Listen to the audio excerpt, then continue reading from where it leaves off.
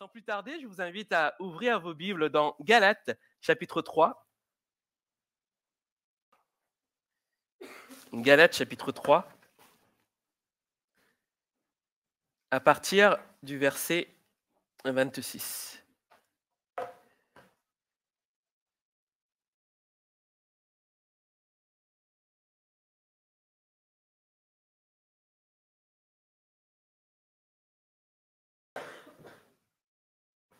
Galates 3, 26. Il est dit, car vous êtes tous fils de Dieu par la foi en Jésus-Christ. Vous tous qui avez été baptisés en Christ, vous avez revêtu Christ, et il n'y a plus ni juif ni grec, il n'y a plus ni esclave ni libre, il n'y a plus ni homme ni femme, car vous êtes tous un en Jésus-Christ. Amen. Amen. Le verset 28 est très connu dans l'histoire parce qu'il y a un homme qui en a parlé un jour, c'est Martin Luther King. Dans un de ses discours, il a dit « Il n'y a plus ni juif, ni grec, ni homme, ni esclave, ni libre, ni homme, ni femme, car nous sommes tous un en Jésus-Christ. » Vous savez le combat de Martin Luther King contre l'égalité aussi des peuples. Et il avait ressorti ce texte de la parole de Dieu pour réaffirmer qu'en Jésus-Christ, nous sommes un. Le titre de mon message ce matin, c'est « Sommes-nous uniformes ?» Sommes-nous uniformes? Quand on parle d'uniformité, on parle vraiment d'une même structure, de personnes qui sont identiques. Maintenant, je vous demanderai juste de vous retourner à gauche, à droite et de voir est-ce que mon voisin de gauche, mon voisin de droite me ressemble? Non? Quand on commençait à se fréquenter avec ma femme, on n'était pas encore fiancés et beaucoup de personnes pensaient que c'était ma sœur parce qu'on se ressemblait. Et elle disait, mais c'est ta sœur? Je dis, non, c'est pas ma sœur. Et souvent, ce que je remarque, c'est que les couples mariés, au fur et à mesure du temps, se ressemblent en fait, dans leur visage, etc. Je ne sais pas ce qui fait ça.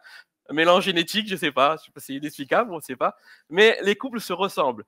Mais ce qu'on voit aussi, c'est que ce n'est pas forcément le cas en fait. Ma femme, elle a un caractère différent du mien et moi, différent d'elle. Et on est vraiment différents. Hier, il y avait la soirée des équipiers ici, et on a vraiment vécu un moment extraordinaire pour ceux qui étaient là hier soir. Et on parlait de ça, de l'organisation, etc. Et elle me disait, mais si j'étais pas là, comment tu aurais décoré la salle? J'ai dit décoration. J'ai dit j'aurais mis des nappes en rouleau en papier. Elle me dit, mais non, mais il y a des nappes que tu mets. Je dis, j'aurais oublié qu'il y avait ces nappes-là. J'aurais acheté des nappes en papier. J'aurais mis des assiettes, des verres. Mais la déco, pas de déco, c'est quoi?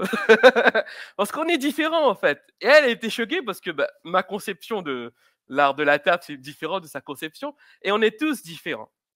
Et on accepte cette différence. Et je lui ai dit, mais tu es quelqu'un qui me fait du bien.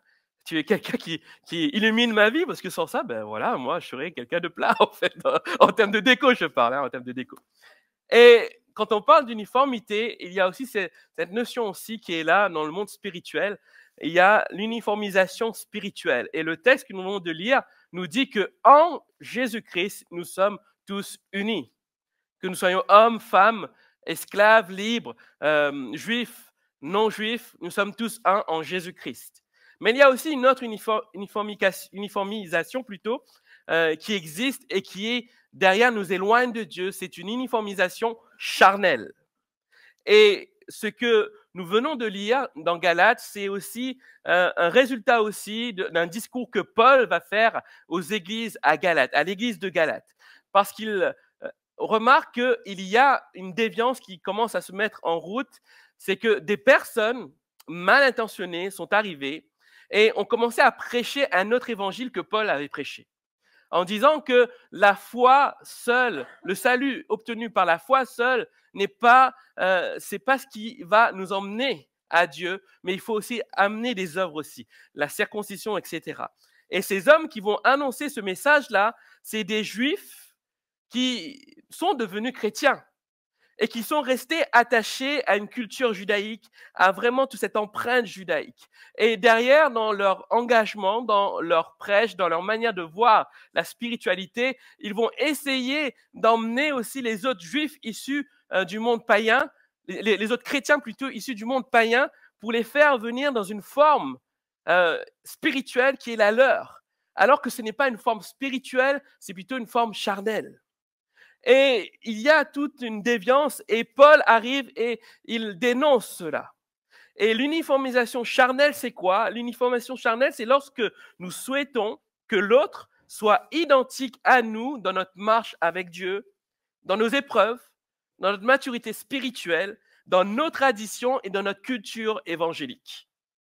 Quand je parle de culture évangélique, c'est que chaque pays, on a tous une culture évangélique. Et la culture évangélique n'est pas forcément la culture biblique. Vous comprenez? Parce que la culture évangélique est souvent empreinte de culture locale.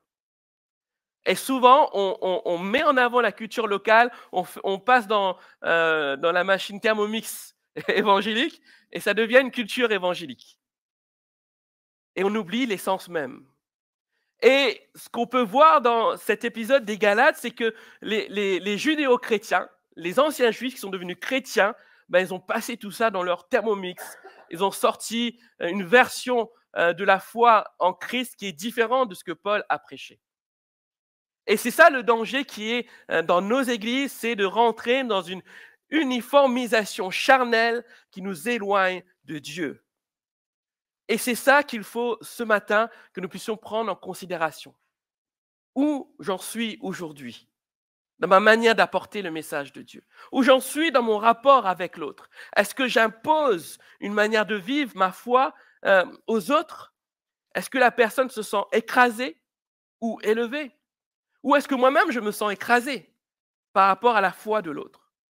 Et c'est toutes ces questions que j'aimerais qu'on aborde ce matin afin que nous puissions revenir à cette uniformisation spirituelle qui est dit que nous sommes tous un en Jésus-Christ. Amen. L'uniformisation charnelle nous emmène à des déviances. Et des déviances qui, derrière, entraînent des actes comme le légalisme, comme derrière le sectarisme, et aussi quelquefois des manières de penser, moi que j'ai appelé le syndrome du Calimero spirituel. Vous connaissez Calimero? Oui? Pour ceux qui ne connaissent pas Calimero, bon, là peut-être je parle au cœur de ceux qui sont un peu plus que les jeunes de moins de 20 ans qui n'ont pas connu. Calimero était un dessin animé et Calimero trouvait que tout était injuste. Vous pouvez taper sur Google pour les plus jeunes, pas maintenant, hein, après. Calimero trouvait que tout était injuste. Et chaque fois, il dénonçait, il était pas jamais content en fait. Et souvent, quand on rentre dans une uniformisation charnelle, derrière, on emmène aussi ce syndrome parce que les personnes se sentent comme entre deux en fait. Ils se disent, mais je me sens un peu moins chrétien parce que l'autre a l'air plus supérieur à moi. Il y a comme un vent derrière qui emmène une uniformisation charnelle et chaque fois, on est insatisfait de nous-mêmes. Et on rentre un peu dans ce syndrome du Calimero spirituel. Mais Jésus-Christ nous dit aussi qu'il nous faut prendre garde à tout cela, afin de ne pas tomber dans des déviances. Et Paul en parle aussi, il dit dans Galates 6, 7 à 8, « Ne vous y trompez pas, on ne se moque pas de Dieu. Ce qu'un homme aura semé, il le moissonnera aussi. Celui qui sème pour sa chair moissonnera de la chair la corruption, mais celui qui sème pour l'esprit moissonnera de l'esprit la vie éternelle. » Quand on parle de chair ici, ce n'est pas le corps humain, mais tout ce qui symbolise l'humanité dans son imperfection, dans sa faiblesse, dans ses déviances, dans son autosuffisance. Et toute cette chair-là nous emmène dans ce que je vous ai dit, sectarisme, légalisme et le syndrome de Calimero. Et à l'époque, c'était la même chose en fait. Les Juifs convertis voulaient emmener ce syndrome, cette uniformisation charnelle pour empêcher les autres Juifs issus du monde païen de vivre leur liberté en Christ. Parce que pour eux, c'était un moyen de se rassurer. Parce qu'il y a un changement complet aussi pour les Juifs de l'époque. Parce que jusqu'à maintenant, jusqu'à leur conversion, on leur a toujours dit que c'était impossible d'avoir des relations avec les non-Juifs. Et là, qu'est-ce qui se passe? En découvrant Christ, ils se mettent à évoluer avec des chrétiens issus du monde non juif. Alors, pour se rassurer, ils se disent, mais il faut qu'on uniformise tout cela. Alors, ils vont se dire, ben, vu qu'eux ne sont pas de notre monde et que nous, on est quand même attachés à nos principes qui disent qu'il ne faut pas se mêler avec des juifs, ben, faisons-leur des juifs. On va les circoncire. On va les emmener notre culture. On va les emmener nos pratiques, etc. Et du coup, on sera tranquille, on sera content. C'est pas ce que nous faisons aussi des fois. Lorsque quelqu'un passe la porte pour la première fois, on aimerait qu'il y ait un sas, que derrière, en passant cette porte, il soit changé directement dans ses habits, dans sa manière de parler, dans sa manière de se conduire. Et tant que cette personne n'est pas changée, on ne peut pas considérer la personne comme un enfant de Dieu, comme un chrétien comme nous. Parce que dans notre tête, il y a comme un sentiment où nous voulons uniformiser la personne à nous, en fait. Il faut qu'on la voie comme nous, il faut qu'on la considère comme nous. Et tant qu'il ou elle n'a pas les mêmes pratiques, les mêmes rites, les mêmes façons de faire que nous, c'est difficile pour nous d'envisager que la personne soit chrétienne. Et on ne le fait pas consciemment, malheureusement. On le fait inconsciemment. Et c'est ce côté inconsciemment, en fait, qui est un danger. Et qui nous pousse à une uniformisation charnelle et aussi à rentrer dans des valeurs. Est-ce que cette personne est assez bien pour moi? Est-ce que cette personne me correspond? Le problème, c'est que derrière, ça met des difficultés dans notre foi. Et Paul, quand il voit tout cela, il est choqué. Il est choqué de la démarche des chrétiens de Galate qui se sont laissés conduire par le mensonge ou les enseignements de ces judéo-chrétiens qui sont arrivés. Et il va se mettre à les réprimander sévèrement. Dans Galates 3, verset 2-3, il dit « Ô Galates dépourvus de sens, qui vous a fasciné ou ensorcelé ?» Il y a certaines versions qui disent « ensorcelé ». Vous, aux yeux de qui Jésus-Christ a été peint comme crucifié. Voici maintenant ce que je veux apprendre de vous. Je veux apprendre de vous. Est-ce que les œuvres de la loi que vous avez reçues, est-ce que par les œuvres de la loi plutôt, que vous avez reçu l'esprit ou par la prédication de la foi? Êtes-vous tellement dépourvus de sens ou sans intelligence dans certaines versions? Après avoir commencé par l'esprit, vous voulez maintenant finir par la chair? Il leur fait des reproches. Il leur dit, mais qu'est-ce qui s'est passé? Vous, chrétiens de Galate, vous qui vous êtes laissés berner par cet enseignement, qu'est-ce qui s'est passé dans votre tête lorsque vous êtes laissés convaincre par cette uniformisation charnelle qui ne vient pas du message de la foi? Qu'est-ce qui s'est passé lorsque vous avez accepté cet enseignement en tenant compte que ceux qui étaient là étaient supérieurs à vous? Il y a comme cette notion de supériorité qui est là. Et ces gens-là sont là appesantis par cette domination parce que pour eux, et j'imagine à l'époque, les chrétiens issus du monde païen, lorsqu'ils voient les Juifs, ils se disent, les Juifs, c'est Jésus. C'est Jésus. Alors si c'est Jésus, s'ils viennent et qu'ils disent comme ça que c'est pas ça, c'est pas ce que Paul annonce qui est vrai, le salut par la foi, c'est plus par les œuvres, on va écouter. On va écouter. Mais qui est Paul, lui? Paul, il est aussi romain. Il n'est pas forcément 100% juif. Et du coup, ils se mettent à penser tout cela et ils se laissent appesantir. Et il y a comme une domination spirituelle, comme une domination hiérarchique qui se fait en eux. Et cette domination emmène cette uniformisation charnelle et qui les appesantit dans leur foi. Alors, qu'est-ce qu'il faut faire lorsqu'on est face à cela? Qu'est-ce qu'il faut faire lorsque quelqu'un vous emmène, vous oblige à rentrer dans je vais y arriver, uniformisation charnelle et qui nous éloigne de Dieu? La première chose, c'est de revenir au message de Christ. Revenir au message de Christ. Et c'est un peu ce que Paul va leur dire. Il faut revenir à ce que Jésus a fait pour vous. Et que dit Jésus dans son message? Comment Jésus appréhende l'autre? Comment Jésus voit l'autre dans sa démarche? On a plusieurs exemples dans le début du ministère de Jésus, surtout avec les disciples. On voit que dès le début du ministère de Jésus avec ses disciples, il y a des tensions notables parmi les disciples avec cette définition qui est le plus grand, qui est le plus petit. Vous vous souvenez de cette discussion de Jacques et de Jean qui viennent voir Jésus dans Marc 10 qui dit « Accorde-nous de siéger l'un à ta droite et l'autre à ta gauche lorsque tu seras dans ta gloire. » C'est quand même fou, n'est-ce pas? Une communauté naissante, une communauté de disciples avec Jésus-Christ. Et je ne pense pas que Jésus leur a servi de modèle en disant comme ça « Je suis supérieur à vous, je suis le meilleur, etc. » Et pourtant, il y a cette pensée qui arrive, qui gangrène Jacques et Jean. Et Jacques et Jean arrivent devant à Jésus. Est-ce que tu permets que l'un d'entre nous soit à ta droite, l'autre à ta gauche?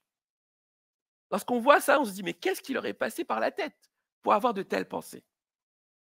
Mais savez-vous qu'à l'époque, lorsque quelqu'un qui est destiné à devenir chef, à rentrer dans une royauté, quand cette personne est entourée de personnes intimes, fidèles, ces personnes intimes, fidèles peuvent demander à cette personne qui va rentrer en royauté des privilèges, comme être à sa gauche et être à sa droite. Mais là, dans ce cas-ci, c'est lorsqu'il s'agit de royauté humaine, lorsqu'on met quelqu'un sur un trône, lorsqu'on met quelqu'un pour devenir roi. Et dans la tête de Jacques et Jean, Jésus est venu pour renverser le monde romain et devenir le nouveau David, assis sur un trône et régner sur Jérusalem, régner en Israël. Mais ce n'était pas le message de Jésus-Christ. Jésus n'est pas venu pour faire la guerre aux Romains. Il est venu pour faire la guerre au diable. La guerre au diable et pour sauver l'humanité de la mort qui était là.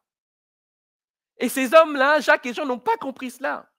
Et pour eux, ils pensaient que Jésus allait renverser les Romains et être ce nouveau roi en Israël. Et c'est pour cela qu'ils font cette demande-là. Et Jésus va les réprimander. Il va leur dire ceci. Si quelqu'un veut être grand parmi vous, qu'il soit votre serviteur. Si quelqu'un veut être le premier parmi vous, qu'il soit l'esclave de tous. Car le Fils de l'homme n'est pas venu pour se faire servir, mais pour servir et donner sa vie en rançon pour beaucoup. Et c'est ce qui manquait aux Galates à cette époque-là. Parce que cette communauté naissante de chrétiens devait revenir au message de Jésus-Christ. Et si c'était revenu au message de Jésus-Christ, les judéo-chrétiens et les chrétiens issus du monde païen ne seront pas pris la tête là-dessus. Ils seront dit, on est un ensemble. On est un. Il n'y en a pas un qui va prendre le dessus sur l'autre.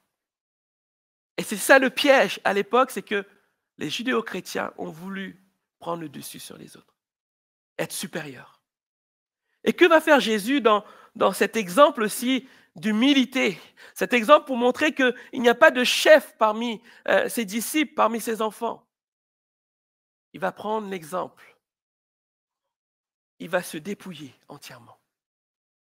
Il va se mettre dans la peau de serviteur. À quel moment? Au moment où il va laver les pieds des disciples. Vous vous souvenez de ça? Et cet enseignement est riche, riche, riche pour nous aujourd'hui si nous voulons aussi ne pas tomber dans l'uniformisation charnelle qui va imposer quelque chose à l'autre.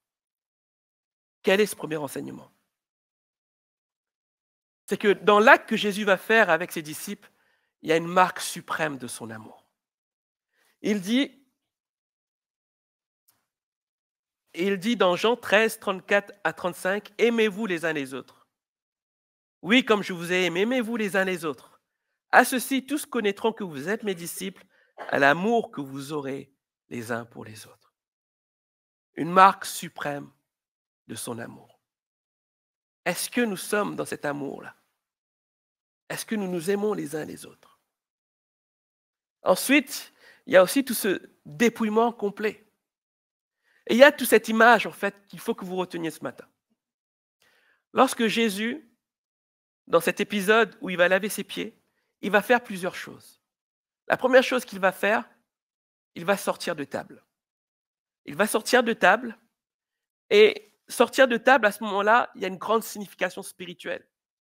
C'est cette signification de Jésus qui s'incarne en un homme, qui quitte le ciel de gloire, qui quitte cette communion parfaite entre Dieu le Père et le Saint-Esprit pour se faire homme. Et lorsque Jésus quitte la table du souper, il quitte ce rôle de chef, de rabbi, pour descendre. Et qu'est-ce qu'il fait après? Il enlève ses vêtements. Rassurez-vous, j'ai enlevé que mes vestes. Il enlève ses vêtements. Bon, il n'avait pas de femme, moi j'ai une femme superbe. Il enlève ses vêtements, comme à l'époque. Jésus s'est dépouillé de cette nature qui était là, pour revêtir la nature charnelle. Et il enlève ses vêtements. Merci chérie. Et derrière, qu'est-ce qu'il va faire encore? Il va prendre une serviette. En prenant la serviette, Jésus, il va dire, je suis serviteur. Je suis serviteur maintenant. Je prends la serviette. Et qu'est-ce qu'il va faire? Est-ce qu'il s'arrête à la serviette? Il va prendre la serviette, il va la mettre autour de lui. Pourquoi? Il ne suffit pas seulement de prendre la serviette. Il faut commencer à l'utiliser. Et je vais changer de disciple. Tu veux bien t'approcher, Kevin, s'il te plaît? Kevin. Tiens, assis-toi. Et Jésus va non seulement prendre une serviette, il va l'utiliser. Et là, Jésus va faire l'impensable. Je ne vais pas laver ses pieds. Hein. Désolé. Jésus va commencer à laver ses pieds. Laver les pieds des disciples. Et ce geste-là, c'est un geste tellement fort. Peut-être vous voyez juste un simple geste de lavement de pieds. Mais il y a aussi ce geste où le maître s'humilie devant son disciple. Jésus s'humilie devant son disciple pour dire, voilà, si moi le maître, je m'humilie, faites aussi pareil. Merci. Et quel enseignement devons-nous tirer de ça? Nous aussi, nous devons quitter notre chair, quitter notre table, quitter notre haute sphère pour venir aussi parmi les autres. Se dépouiller de notre nature. Jésus s'est dépouillé de cette nature naturelle parfaite et nous appelle à nous dépouiller de notre nature charnelle. Cette nature charnelle qui fait des différences les uns avec les autres. Cette nature charnelle qui nous entraîne à exclure l'un ou à prendre l'autre. Jésus nous appelle à nous dépouiller de ça, comme je me suis dépouillé des vêtements. Et Jésus nous appelle à être des serviteurs. Serviteurs des uns des autres. Et pas seulement prendre la serviette, mais à commencer à l'utiliser. Aller vers l'autre. Comment je peux être ce serviteur? Qu'est-ce que je peux faire pour toi? Qu'est-ce que je peux faire pour toi? Ah mais non, tu es pasteur, tu ne peux pas faire ça pour moi. Je vais le faire pour toi. Ah non, toi tu es... Non, tu peux pas. Moi, non, t'es plus âgé que moi. Je vais le faire pour toi. Comprenez? Jésus nous montre la voie. Jésus qui n'a pas hésité un moment à se dépouiller pour nous, nous appelle aussi à vivre cela dans notre relation avec les autres. L'uniformisation charnelle nous éloigne les uns des autres. Mais l'uniformisation spirituelle en Jésus-Christ nous rapproche les uns des autres. Et nous fait serviteurs les uns des autres. Vous voyez, je suis sur l'estrade. Pour moi, l'estrade est trop haute. Peut-être vous avez vu d'autres estrades plus hautes, mais pour moi, elle est trop haute. Ça fera l'objet peut-être un jour de changement. Mais ça dans le cœur de la trésorière. Pour moi, en tant que prédicateur, là, je suis bien ici. Parce que j'aime bien avoir une vue d'ensemble, mais pas pour être supérieur à vous. S'il le faut, moi, je peux venir là, en fait. Vous comprenez? Et ce n'est pas notre rang, ce n'est pas notre place qui fera de nous des gens supérieurs aux autres, mais c'est notre cœur. Notre capacité à nous dépouiller, notre capacité à prendre la forme de serviteur, notre capacité à servir les autres. Et c'est ce que Jésus veut nous enseigner au travers du lavement des pieds. Il y a donc un défi pour ses serviteurs. Et Jésus va leur dire à ses disciples, avez-vous compris ce que je viens de faire? Vous m'appelez Maître et Seigneur. Et vous avez raison, je le suis. C'est fort ce qu'il dit. Hein? Si donc moi, le Seigneur et le Maître, je vous ai lavé le pied, vous devez vous aussi vous laver les pieds les uns aux autres. Je viens de vous donner un exemple pour que, à votre tour, vous agissiez comme j'ai agi envers vous. Vraiment, je vous l'assure, un serviteur n'est jamais supérieur à son maître, ni un messager plus grand que celui qui l'envoie. Le défi pour nous, si nous voulons nous considérer comme des disciples du Christ, il doit y avoir un service humble les uns avec les autres. Un service humble dans nos vies. Mais pour cela, nous devons être des gens de la serviette. Soyons des gens de la serviette. Bon, ce n'est pas une serviette. Hein. Je suis en train de maltraiter une écharpe qui vient de Madagascar. Soyons des gens de la serviette. Mais pas seulement des serviettes qu'on tient en main. Voilà, j'ai ma serviette. Ne venez pas dimanche prochain avec des serviettes. Hein. Ce n'est pas ce que j'ai dit. Mais soyons des serviteurs qui utilisent ces serviettes pour servir les autres. Alors, comment sortir d'une uniformisation charnelle? C'est en connaissant aussi notre identité en Christ. Et c'est une des erreurs aussi des chrétiens de Galate, c'est qu'ils ont oublié leur identité en Christ. Et Paul va commencer en leur disant « Car vous êtes tous fils de Dieu par la foi en Jésus-Christ. » Vous êtes tous fils de Dieu par la foi en Jésus-Christ. Paul est en train de parler aux judéo-chrétiens, parler aux chrétiens issus du monde païen. Vous êtes tous fils par la foi en Jésus-Christ. Ce n'est pas parce que vous êtes juifs, ce n'est pas parce que vous êtes issus du monde païen, mais parce que vous avez eu foi en Jésus-Christ, c'est comme ça que vous êtes fils de Dieu. C'est votre identité. Alors tout ce qu'on ajoute derrière pour dire que vous êtes fils de Dieu ne sert à rien parce que votre identité vient du fait que vous avez eu cette foi en Jésus-Christ. Et ils ont oublié cela. Ils ont oublié leur identité. Beaucoup de chrétiens se laissent malheureusement séduire par les mensonges du malin, qui les a convaincus qu'ils n'étaient plus fils ou filles de Dieu. Il les a convaincus qu'ils n'étaient plus dignes de cela. Et comment le diable essaie de faire ça? Malheureusement, quelquefois, il nous utilise, nous qui sommes chrétiens. Vous savez, on est toujours prompt à lancer des versets. Au lieu d'encourager, d'avoir de la compassion envers les autres. La parole de Dieu dit ceci. Mais est-ce que c'est vraiment là que tu dois dire ça? Rappelle à ton frère ou à ta sœur qui pêche qu'il est fils et fille de Dieu.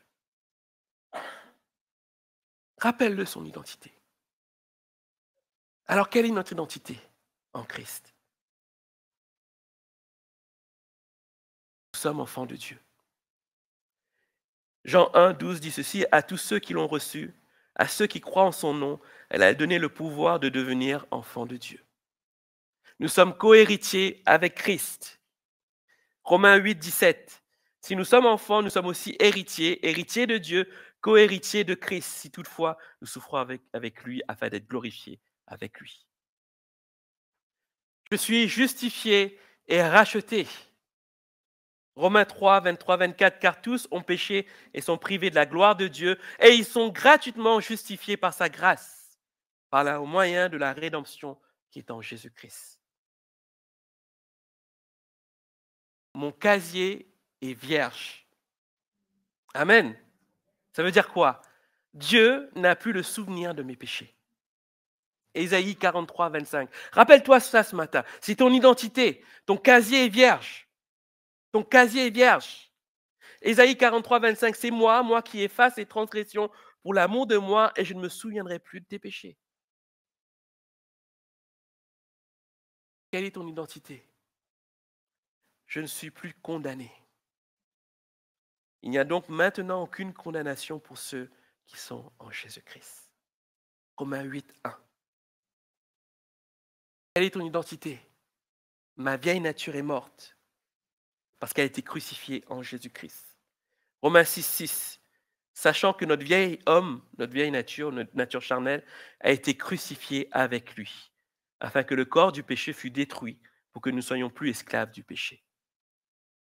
Et rappelle-toi une dernière chose dans ton identité, c'est que tu es libéré. Galates 5.1, c'est pour la liberté que Christ nous a affranchis. Demeurez donc fermes et ne vous laissez pas mettre de nouveau sous le joug de la servitude. Amen. Quelle est ton identité, mon frère, ma sœur? Enfant de Dieu, cohéritier avec Christ, justifié et racheté. Ton casier est vierge. Tu n'es plus condamné. Ta vieille nature est morte et tu es libéré. Amen. Dès lors qu'on se rappelle de notre identité en Christ, alors nous ne tomberons pas sur ce piège de cette uniformisation charnelle. On ne se laisserait pas conduire par les mensonges du malin. Revenir au message de Christ. Revenir à notre identité pour que nous puissions tenir ferme. Amen. Ensuite, il faut considérer aussi un aspect, c'est de faire nos différences une force. La force de l'Église primitive est que des personnes de tous horizons, juifs, non-juifs, esclaves, libres, hommes, femmes, sont unis grâce à une seule personne, Jésus-Christ. C'est la force de l'Église primitive. Et c'est notre force aussi aujourd'hui, bien-aimés. Si on regarde notre Église, il y a une diversité de personnes. Diversité de milieux, diversité de nationalités, diversité d'origine. Il y a des hommes, il y a des femmes. Mais ce qui nous unit, c'est Jésus-Christ.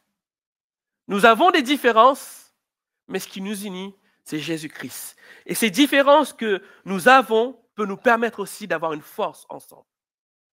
Pas pour nous diviser, mais pour nous rassembler. À l'époque, les différences étaient ancrées dans les mentalités. Les Juifs n'avaient pas de relation avec les non-Juifs. Les esclaves n'étaient pas libres. Ils étaient contraints dans un fonctionnement. Les hommes étaient supérieurs aux femmes.